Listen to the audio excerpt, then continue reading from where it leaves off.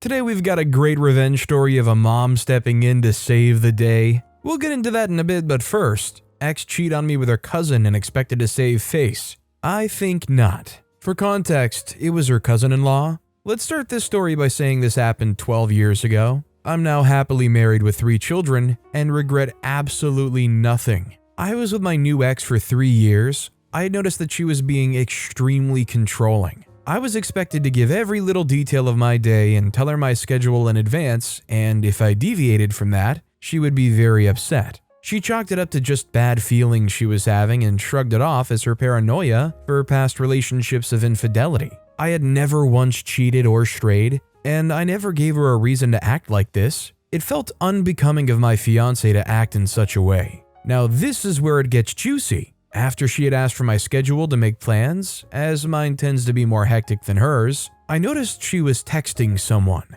In my line of work, if I put in more than 40 hours, I have the ability to take time off at will as long as the work is completed at a later date. I was very good friends with a brother and still am. We laugh about this to this day, and he actively reminds her of it. I messaged him stating I wanted to do something special for her a little bit earlier than our anniversary to make sure it was a special surprise. They both worked in the same fabrication facility. He was a fabricator and she a shipping manager. He was kind enough to let me know her schedule. That's where the discrepancy falls into place. Without my knowledge, she was foregoing overtime. She worked 12-hour shifts Monday through Friday, with the exception of Wednesday, when she would only work half a day. She'd been taking Wednesdays off right around the time that she started getting extremely controlling. Lucky for me, I had stacked several days of leisure time up, so taking a Wednesday off for me was not an issue. A few days go by, and Wednesday's here. I put on my work gear and leave for work. I was expecting her to leave, as our apartment complex had 2 exits on the same road. I could see directly across from a shopping center, so I parked my car near the back and waited. After about an hour, I noticed a very specific red Mustang with a specific decal on the back window. It was her cousin by marriage. I'd also done my due diligence to take an old laptop, which we kept on our desk in an office area with a full view of the living room, bedroom door, and bathroom plus the kitchen. I had set it up for remote access and had it alert me when the webcam noticed movement. Giving her the benefit of the doubt, I thought he may be dropping something off or coming over to assist her with something, as her family sometimes does. Sure enough, a message came through, so I remote into my laptop. He walks through the door without skipping a beat. She unbuttons his shirt and begins kissing him. I created a URL link for the live stream, and as she was preoccupied, we had a family group text and a friend group text. They were both part of it. But at the current time, they were currently indisposed and didn't look at their phones. They didn't even wait. They could have gone to the bedroom, but no. They decided to get freaky deaky right there on the couch. I sent the link off to the friend group chat and the family group chat. Within minutes, I'm getting calls non-stop from friends and family alike. There was no turning back. She was getting blown up, but she was ignoring her phone. Not until the 4th or 5th call came through did they decide to take a break. For context, the state I live in allows recording of personal property regardless of occupancy. I was the only one on the lease. She wasn't allowed to be on the lease because of poor credit. The call she had picked up was from her cousin's mother, who she was banging. She answers the phone on speaker, and I kid you not, the first words out of his mother's mouth were, "Stop freaking my son." They both became rigid, and she began to stutter over her words saying, "What are you talking about?" etc. The mother then divulged that there was a live feed of them sent out by me to her family. She grabbed every pillow off the couch and covered herself up. The cousin staggered off, trying to put on his pants and shoes, just to trip himself up and bang his head off of my coffee table, leaving it with a divot. By this time, I'd made my way to the front of the apartment complex. I was there to greet the adulterer as he came out of the front exit. He froze and began to cry, apologizing profusely. I'm not going to lie. What happened afterwards wasn't my best moment, and I nearly got into legal trouble if it weren't for the fact that he was trespassing on private property. Let's just say I had a cast for 6 weeks, and he wasn't in any family photos for months. I went up to the apartment, where she was now fully clothed and crying inconsolably. I asked her if it was snot, or another substance on her face. Then I told her not to answer because it didn't matter anyway. I gave her 1 hour to remove all of her belongings, as again, everything in the apartment was mine except for clothes, some makeup, and a few kitchen utensils. Her mother would not let her move in, as she was just filled with embarrassment. Same for her brothers, and the cousin's mother kicked her son out. Rumors spread around our town very quickly, and for a lack of better words, she was untouchable. I mean, I'm not gonna lie, maybe it was a little far sharing around this live stream of them in the act, unaware. I mean, I get why OP was doing it, but I think you could share the proof in a less blatantly exposing them way. I mean, yeah, they're cheaters, but you don't have to just send your entire family and their entire family a full live feed of them going right at it. Also, hi, I'm Steven, and if you guys enjoy awesome stories of revenge, why not hit those like and subscribe buttons down below? That said, our next story is ProRevenge on cheating wife. Someone posted a story earlier that was a bit too close to a true story that I was involved in. I previously shared it as a comment in another sub and thought I'd share the real story. This takes place before smartphones were omnipresent. I had a friend, we'll call him Bob, that was suspicious of his wife's social circle. One of her closest friends had been caught cheating and tried to throw her under the bus as well. Bob had no proof, and things settled down for a while. Bob was an IT professional and very good with PCs and networks. Nearly a year later, Bob's wife is acting shady again after her high school reunion. He confides in me and we talk through some scenarios. He jokingly mentioned a keylogger. He finally asked me to just drop it, and most of all, don't tell anyone, not even your wife. A couple months pass and I'm up early, 5:30, 6, getting ready for work. I get a Facebook Messenger notification and see that I've been sent a link from Bob. But it's a group chat. It's literally everyone we know, her family, his family, our friends, strangers, everyone. I didn't open it. It looked like a phishing link even though it came from him, who's extremely cautious. A short while later, I get an email from Bob with some ominous/unsavory comments and the same link. It's a group email with the recipients open copied, his wife's work, her family, her friends, his family, other people I didn't know. I knew it was legitimate now, so I opened it. The link was to a hastily made website containing pictures and videos of his wife and another man. This wasn't hidden camera footage. It was screenshots, including video screen captures. Weeks worth of screenshots. He had captured each item with snarky comments and colorful names for his wife and her lover. It was an embarrassing amount of evidence. Videos of her pleasuring with her lover, chatalogs about how they can't wait to freak again, solo pleasuring videos of her and him, tons of pictures, and the straw that broke the camel's back, trash-talking her husband to her lover, comments about how much bigger and better he was. Her efforts to stroke her lover's ego were especially hurtful. I dropped what I was doing and called him. He was drunk and combative. He'd been up all night making the website and drowning in liquor. Not one good word to say about women in general. He was extremely emotional, but after some work, I'd convinced him to take the website down before it does irreparable damage to his marriage, their careers, and his children.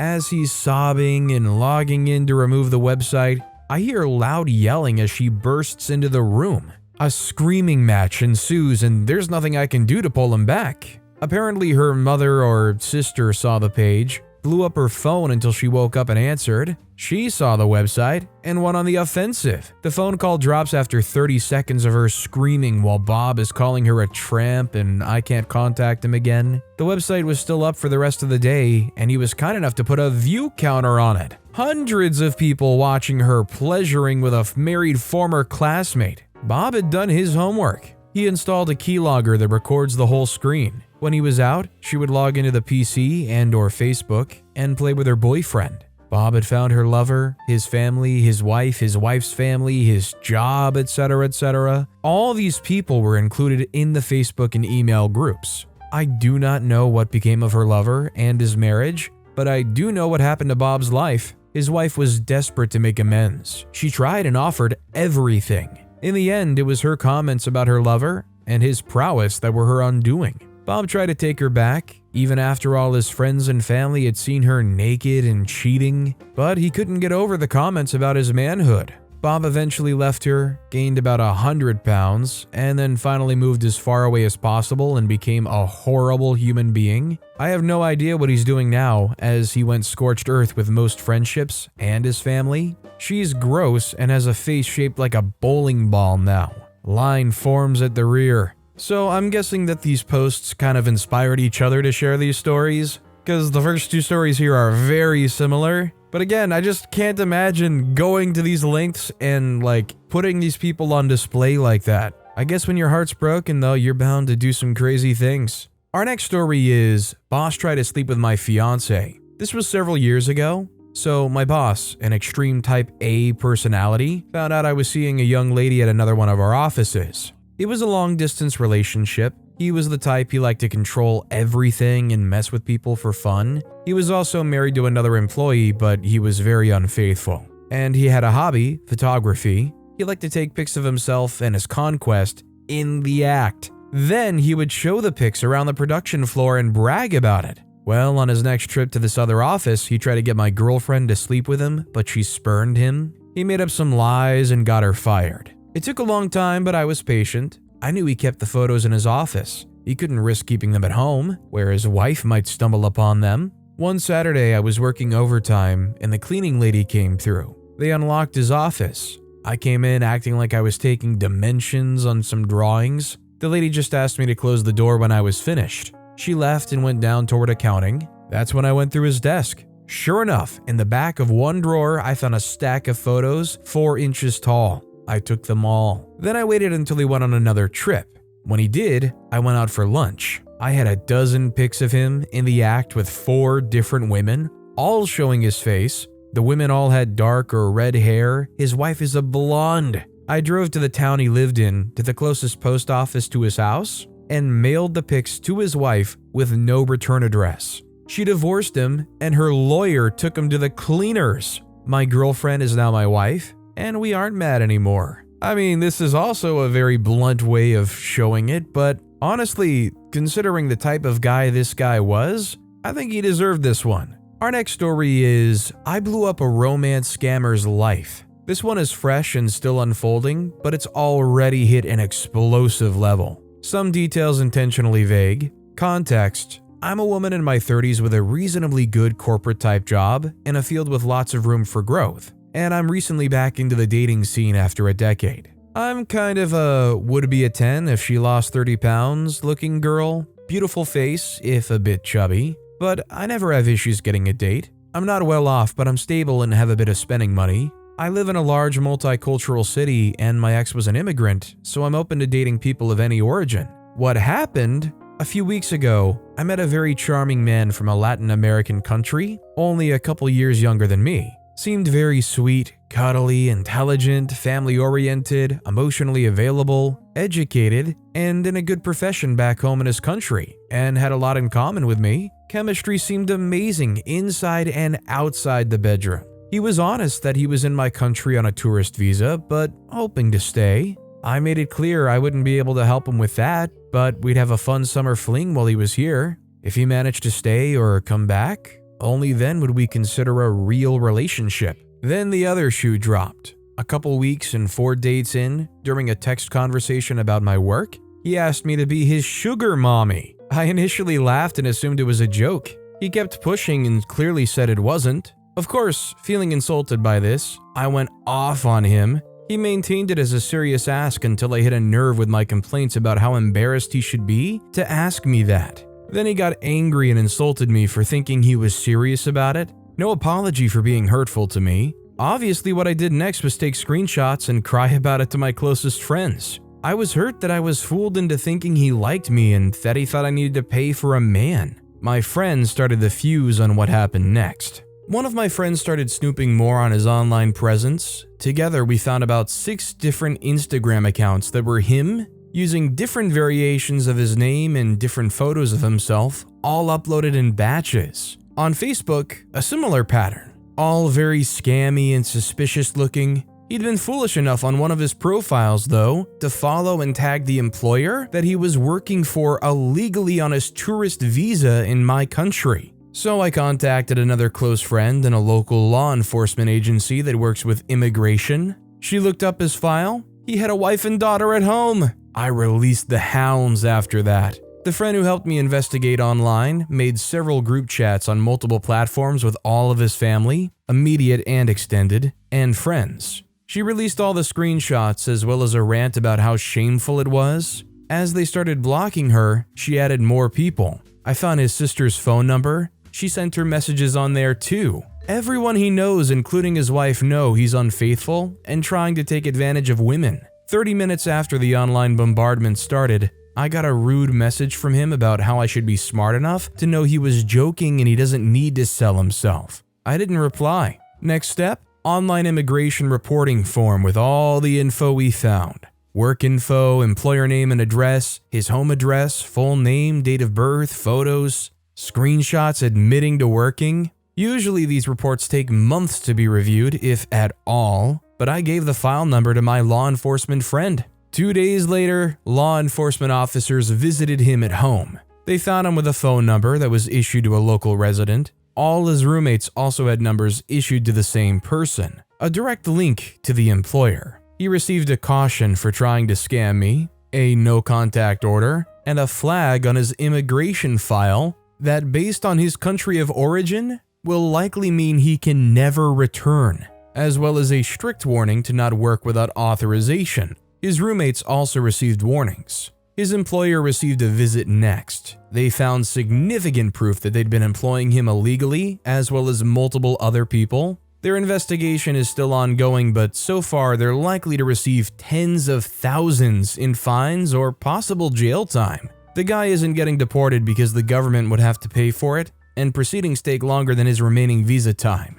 But he's now upgraded from a flagged file to a multi-year ban on re-entry to my country. If he bothers me again though, he will be deported as well. Hope he enjoys going back to his angry wife and the ridicule from everyone he knows. See you again, never. I mean, very quickly this story went from a guy who's out here just trying to make it for himself in a place that's, pretty difficult for them to make it for themselves, to a whole lot more real quick. This next story is, That's My Seat. Happened a few days ago. I was boarding a plane in a European city on a short flight, around an hour. When I get to my row, I see someone sitting on my seat, window side. I asked him to move and he plays the I don't speak English card and I don't speak their language, but I was showing him my boarding pass with my seat number. Didn't make any difference. Now, I've never seen a place like this where so many occurrences of people blatantly just not giving a flying freak about sitting arrangements or how queues work. A total mess.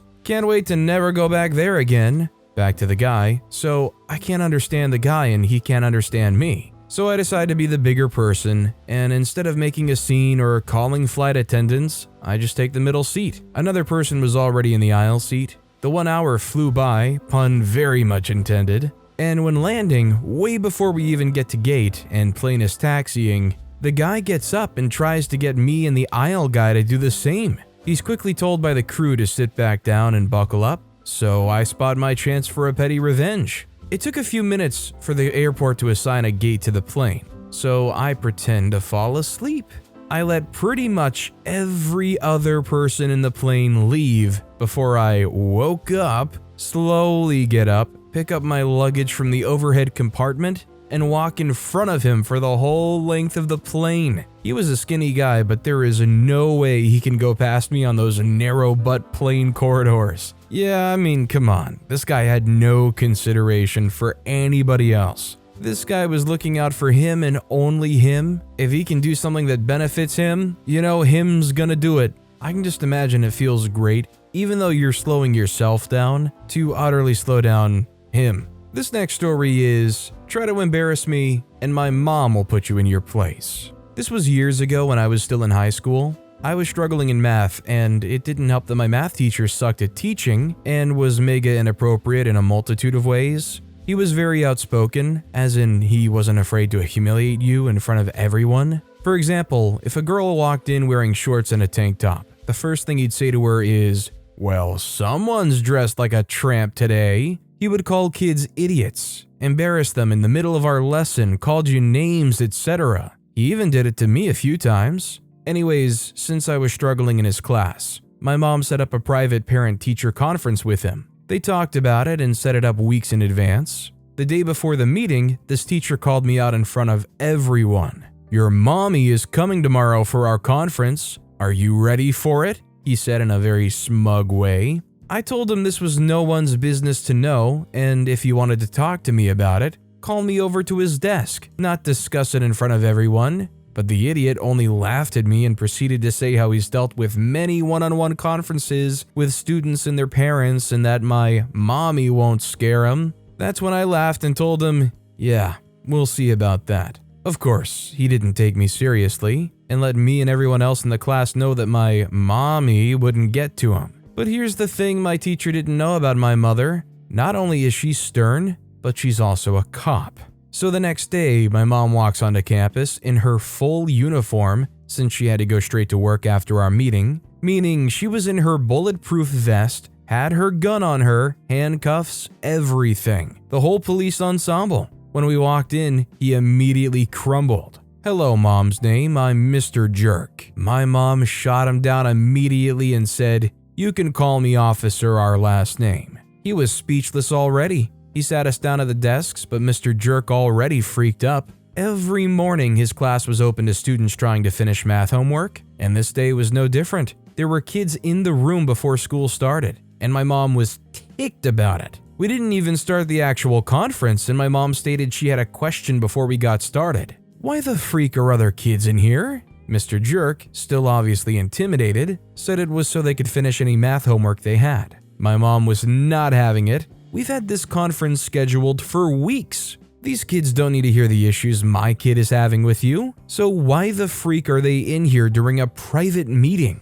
He proceeded to kick the kids out. He was on his toes the entire time. There was no fooling around, no snide comments, nothing. This was the most serious I had ever seen him. It was glorious. He was visibly intimidated by my mom, and it was the best feeling. Later on in the day, when it was my class period with him, he immediately made sure I understood everything. I knew when the test was, I understood the material, etc. Because I do not want your mom coming back here and chewing my butt out again. All the kids in class were surprised because of how smug he was the day before and how he was acting now. He wanted to make sure my mom was not coming back for another conference and admitted that she's a scary woman. The sorry idiot left me alone for the rest of the school year and made sure I knew the material enough to pass, as long as my mom didn't come back. Gave me the best feeling. Side note, it was known to the school how inappropriate he was with the students. There were many complaints against him, including some from my mom. He never got fired because he was the only tennis coach, and the school didn't want to find or hire a new coach. You know, if you told me that this school kept a teacher around who was notoriously awful because they were a sports coach, I would have been like, you know what, that doesn't surprise me too much. But when you reveal tennis coach, I'd be like, you know what, not what I was expecting. I thought this was just gonna be like some renowned, really good teacher/football coach. I mean, hey, tennis is awesome. I just didn't think that a school would die on the hill of keeping them around just to keep him as a coach. This next story is, blame me for your mess? Happy birthday. Have fun cleaning that up. So I've, 21-year-old female, just moved out of a tenancy where I only knew one person prior to moving in. One of the people I lived with, let's call her Gemma, 22-year-old female, was a major gaslighter. One time I went away for 2 weeks, and the first day I came home, she demanded I clean up my mess in the living room. The mess in question was from the night before when she had friends over. She would do this constantly to everyone, but mostly me. Anyway, I moved out fully around 3 weeks before the tenancy ended and realized that I had left a few bits at the house, so I went to go collect them after my 10-hour shift at work. Anyway, just before I was about to leave the house, Gemma asked me if I was going to clean the communal areas before I left. I said no, as I hadn't been living there for almost a month at this point, and she got angry. After arguing for 20 minutes, I walked out. Less than 10 minutes after I'd left, she messaged our letting agent demanding that they get a professional cleaner to come clean the whole place and make sure only I was charged. The letting agent actually sided with me, and according to another housemate, she hated that. I've ended up blocking her on all socials. It's Gemma's birthday at the end of August, and as a final freak you to her, I sent an anonymous glitter bomb to her. I reasoned that she'd not question a random parcel with her name arriving around her birthday. There's so many more nightmarish stories about Gemma I can think of, but I don't think I have enough characters to talk about it. I just don't understand who's going to actually expect calling the letting agent and saying, hire a cleaning service and charge it to only one of the tenants is ever going to work, and also why self-report like that? Because she clearly knows the truth. Why go to your letting agent and say, hey, we're collectively allowing this to be a huge mess. Look how bad of tenants we're being. This next story is, make inappropriate false accusations to HR, you get fired instead. I work in semiconductor, and recently a female employee, female 22, was moved to my, male 34, area, and I had to train her. Now, it's important for me to inform that it's a well-known fact at work that this girl is flirty, inappropriate, and she's gotten several men fired and reported just as many to HR. Her file must be thick. To the story, as soon as she was moved to my area, I could see that she was shy with me and a little flirty. As the days went by, she became more and more flirtatious and very hands-on, touchy-feely type.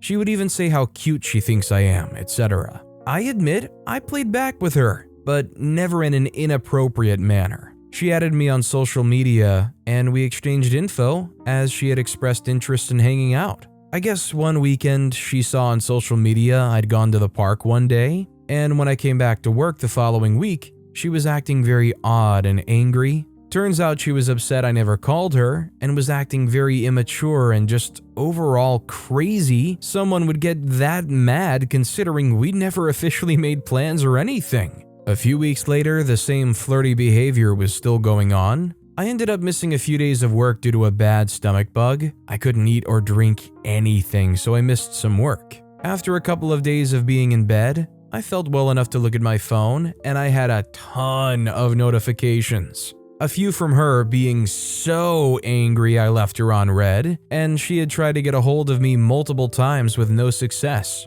The following Monday, I got to work, and of course, she was angry, but I just ignored her and kept working. Shortly after, the manager came up to me and told me to get my stuff because I was being moved. I kinda figured this had something to do with the girl, but wasn't sure, so I asked. Turns out she told them that I'd asked her out repeatedly and she's turned me down every time, and that I've been mean to her ever since she turned me down, and that I refused to help her with work. All very untrue. This was escalated to HR, and soon after, I get a call from HR explaining that there's an open investigation on me for what the girl had said. I denied all accusations and told them I had no problem sending them screenshots proving this was a lie. So I sent them all the messages with her calling me honey, telling me I'm cute, and 3 days before her complaint, in one of her last messages to me, she had asked me to hang out when we have time off together. The last message I sent to HR was a message from the girl apologizing for slapping me in the face at work